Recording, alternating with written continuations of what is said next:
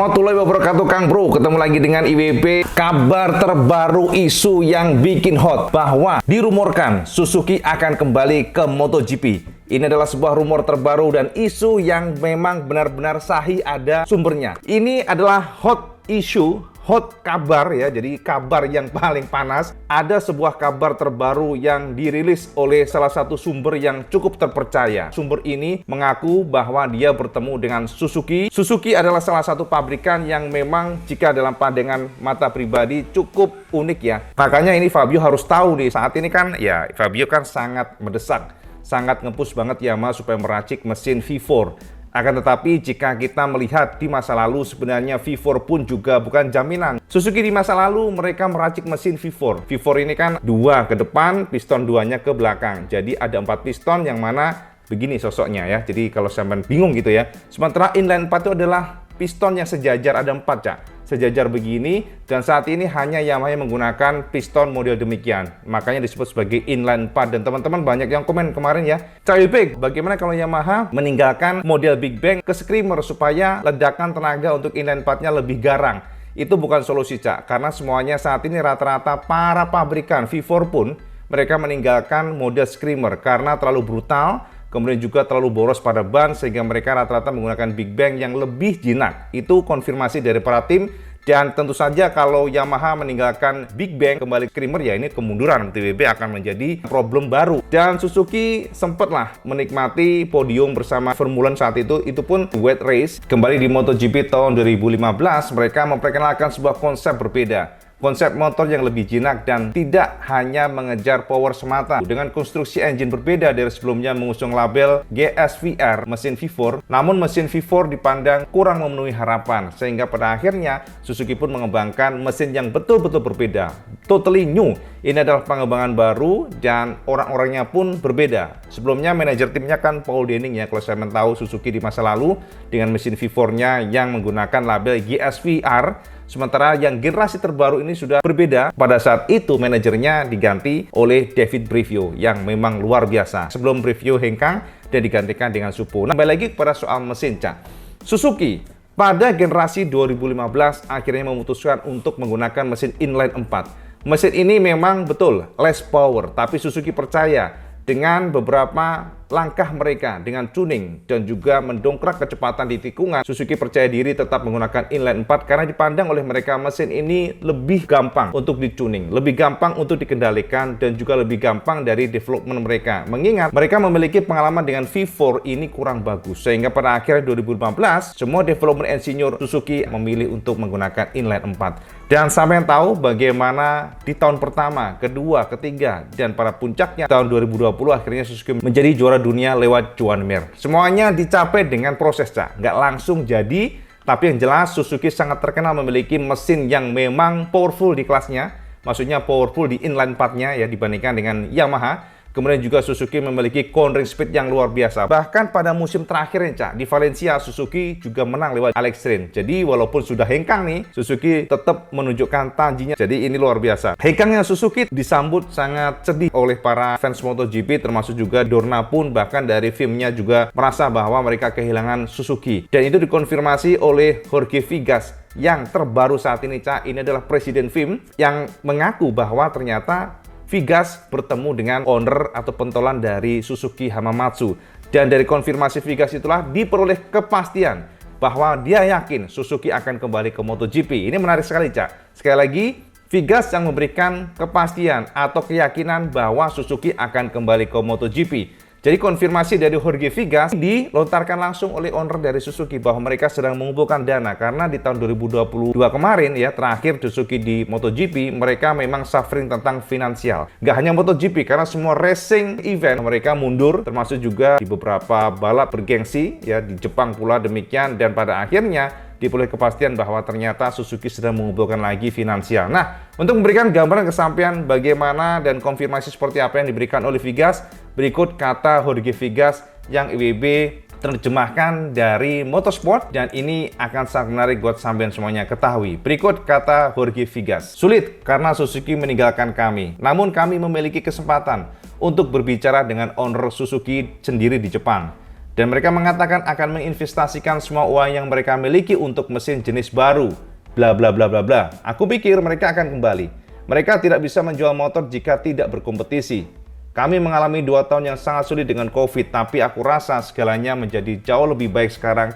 Dan aku pikir pabrikan baru akan bergabung di kedua kompetisi, MotoGP dan Superbike.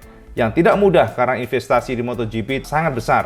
Tapi di Superbike kalian juga harus memiliki investasi yang sangat bagus untuk menjadi kompetitif. Kalian lihat sekarang di Endurance, kejuaraan dunia, Ducati bergabung, yang sebelumnya tidak demikian. Dan mereka mendapatkan bantuan dari pabrikan. Jadi aku optimis. Tapi apa yang harus kami lakukan untuk mendatangkan mereka adalah membuat peraturan yang sesuai. Masukan pabrikan, bukan melawan mereka. Kalau tidak, mereka tidak akan datang. Jadi semua ini adalah sistem interaktif yang kami lakukan sepanjang waktu dengan promotor, MSMA, dan di dalam FIM kami banyak berdiskusi. Jadi itulah satu-satunya cara berdiskusi dan memutuskan. Di MotoGP kami merindukan Kawasaki dan BMW, tapi mereka tidak mau gabung dan memang tidak ada ruang untuk saat ini.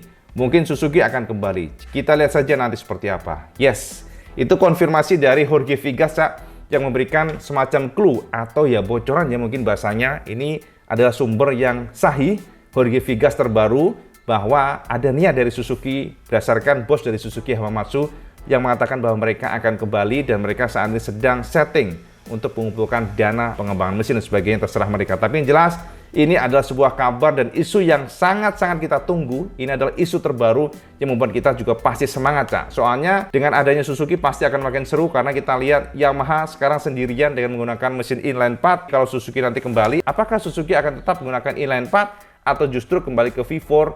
Ini yang belum kita tahu karena kan itu tadi ada konfirmasi mereka akan mengembangkan mesin baru, mesin yang akan lebih oke dibandingkan dengan sebelumnya. Itu dari Suzuki. Kita berharap benar-benar Suzuki akan kembali ke MotoGP dan ini akan menjadi sebuah hot news jika memang itu terjadi. Kapan? Ya kita nggak tahu, Cak. Yang jelas dari FIM Presiden Jorge Vigas mengatakan demikian. Nah, itu yang pertama, Cak. Yang kedua, Kang Mas, keluhan. Nah, ini Saman harus tahu bahwa ternyata Aprilia memiliki penyakit yang dikritisi oleh Alex Espargaro. Jadi Saman harus tahu, Alex Espargaro kemarin mencak-mencaknya. Alex Espargaro kecewa, marah karena dia merasa dia memiliki potensi, dia memiliki pace, akan tetapi gara-gara satu masalah komponen membuat semuanya bubar. Jadi mimpinya dia untuk tampil bagus di Austin bubar. Dikonfirmasi oleh Espargaro di mana masalah selalu terjadi dan masalah ini adalah ride height device. Nih, sama harus tahu nih, ride height device ini adalah sebuah alat di mana bisa menurunkan motor di bagian belakang. Jadi menurunkan suspensi, Cak. Dan ternyata konfirmasi dari Alex, ternyata untuk device ini sering ngelock atau ngejam atau bahasanya macet, Cak. Jadi sudah turun tidak mau kembali. Ini yang bikin Alex mencak-mencak, Alex kecewa. Dan Alex mengatakan bahwa ini adalah masalah yang selalu terjadi dan terulang terus. Kenapa? Dari sisi Aprilia tidak berusaha mencari cara supaya secara performa konsisten.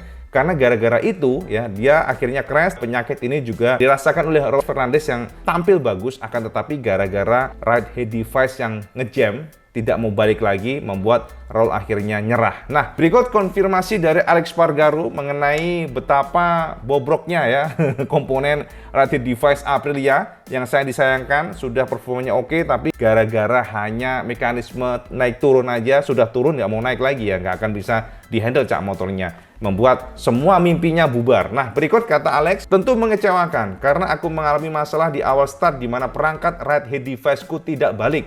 Jadi aku berusaha keras mengatasinya, namun ketika aku menyentuh gas di tikungan 12, aku kehilangan traksi ban depan.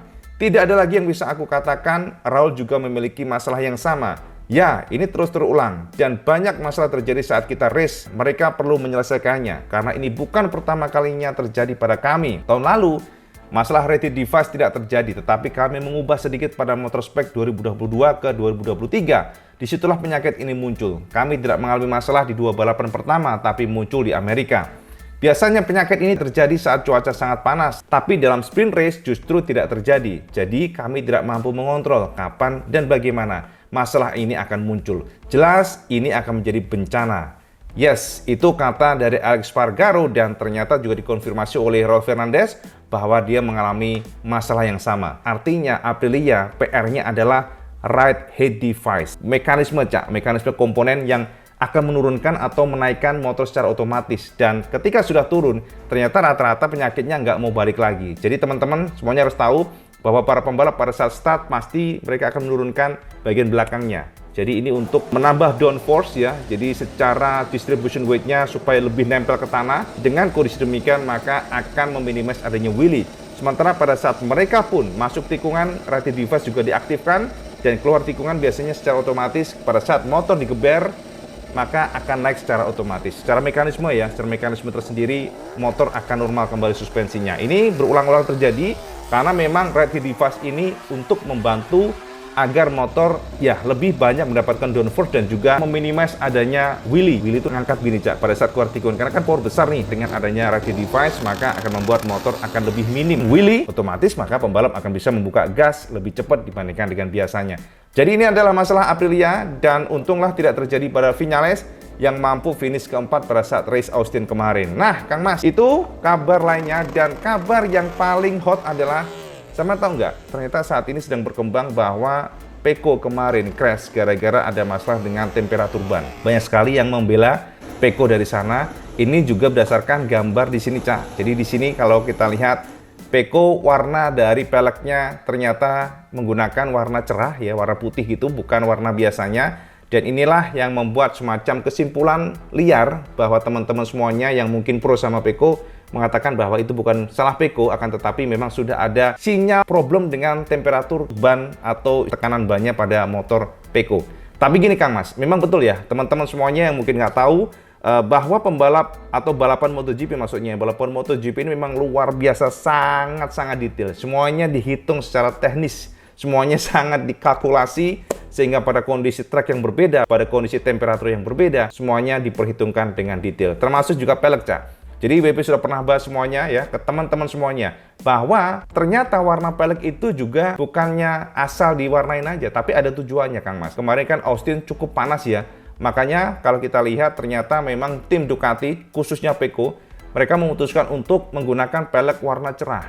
Ini supaya apa? Supaya bisa membuang panas saja, maksudnya tidak menyerap panas berlebih, karena ini akan membuat temperatur ban akan naik cepat. Pembalap atau tim biasanya akan menggunakan warna berbeda disesuaikan dengan kondisi track. Kalau tracknya cenderung panas seperti Sepang, kemudian juga seperti Austin kemarin, maka ada beberapa tim yang memutuskan akan menggunakan warna pelek yang cerah. Ini untuk mencegah panas berlebih karena dipercaya warna cerah itu akan memantulkan panas, jadi nggak menyerap panas. Sementara untuk warna gelap, maka akan menyerap panas dan itu akan membuat ban cepat panas. Akan tetapi warna ini tidak akan digunakan, warna cerah ini tidak akan digunakan pada kondisi sirkuit yang cenderung dingin, seperti Jerez misalnya, seperti Phillip Island misalnya. Jadi itu disesuaikan, saya nggak semuanya track. Tapi track yang cenderung panas, maka pelek akan diganti dengan warna cerah. Itu intinya ya.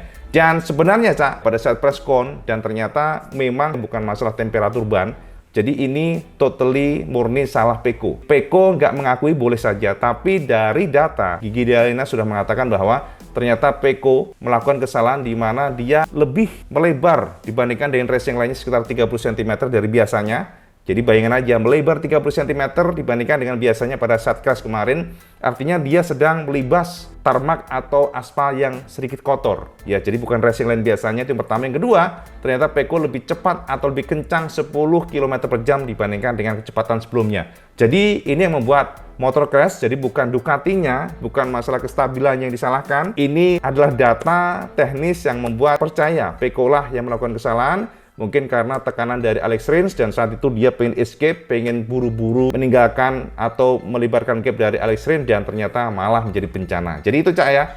Jadi bukan perkara temperatur ban, akan tetapi memang gara-gara kesalahan dari Pecco. Itu update Iwan Benaran tentang Pecco, itu Cak ya. Nah, update terbaru dari Yamaha ya. Jadi sampai tahu kan kemarin Toprak jajal Yamaha M1, ternyata tidak membuat Yamaha terlalu tertarik. Jadi dari beberapa isu yang masuk, lap time yang ditunjukkan oleh Toprak tidak cukup meyakinkan Yamaha untuk menarik Toprak ke MotoGP. Itu update yang bisa kesamaan semuanya, dan ini berdasarkan konfirmasi dari Simon Craver yang memberikan semacam opini ya, karena Simon ini kan sebagai pemerhati MotoGP yang cukup terkenal, dan Simon mengatakan dengan lap time yang diberikan, yang mana saat itu kita tahu bahwa Toprak lebih lambat 0,7 detik dibandingkan dengan Crutchlow, dan juga 1,4 detik ya dibandingkan dengan KTM pada saat itu Dani Pedrosa, dan lap time tersebut menurut Simon tidaklah istimewa, jadi tidak cukup bagi Yamaha untuk menarik Toprak ke MotoGP. Karena kenapa?